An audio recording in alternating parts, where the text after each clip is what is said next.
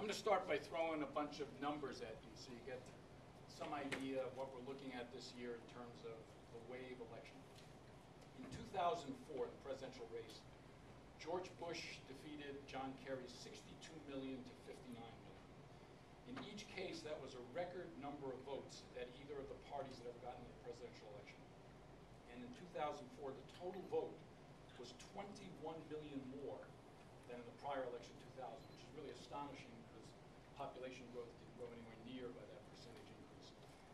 In 2008, the total vote for president was 131 million. It grew from 123 million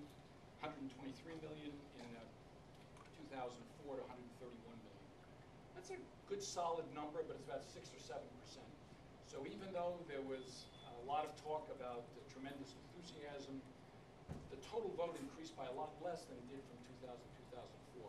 But if you look at where the increase in the vote occurred, the African American vote was 13 million in 2004, 17 million in 2008. That's 4 million. Hispanic votes went from 8.5 million to 12 million. That's 3.5 million votes. So the 8 million growth in voters in the presidential election, 7.5 million came from two minority groups which do not vote very Republican. The second part is that even within those groups, the percentage support for Democrats changed significantly from 2004 to 2008. John Kerry beat George Bush among African Americans 88% to 11%.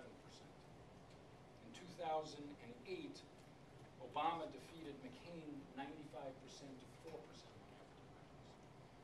In 2004, Bush got about 43, 44% of the Hispanic vote. McCain got about 31 or 32%.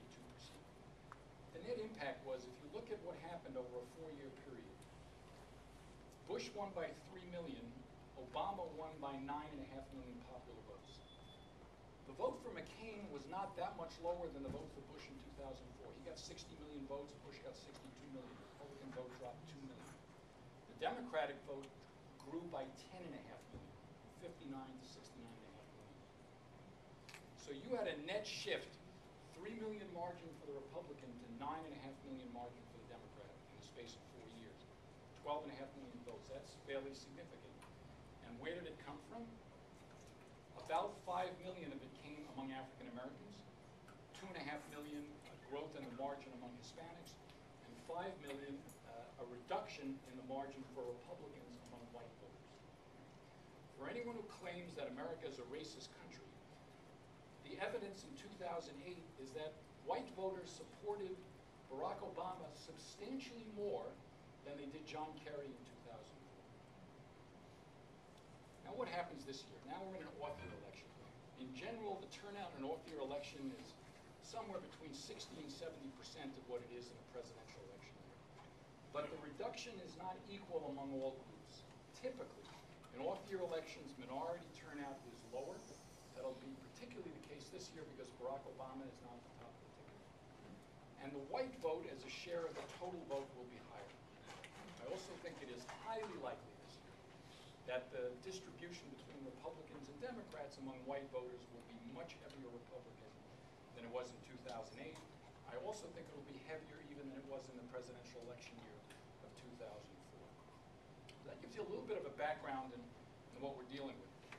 The second thing to understand is, those of you who have read like Mark Stein's book, America Alone, or Melanie Phillips' book, Lendunistan, which talk about sort of emerging demographic trends in Europe and projecting out 50 years, and given the low birth rate among, say, Swedes and much higher birth rate among Muslims in their country, what happens to the distribution of population in those countries.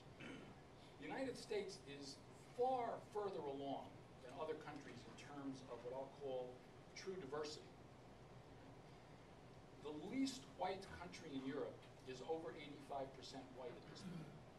The United States right now is about a 65, 66% white country.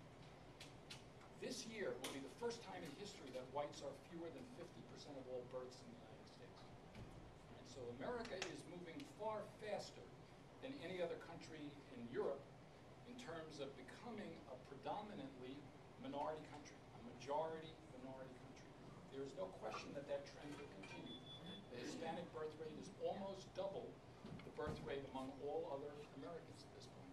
And if you're born in America, you are an American citizen.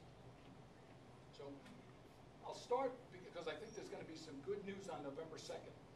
But long term, if you are a Republican, if you're a conservative, some of the things I'm throwing out now would not make you optimistic about the long-term future of the party, which is why I think it is critically important that Republicans do much better among Hispanic voters.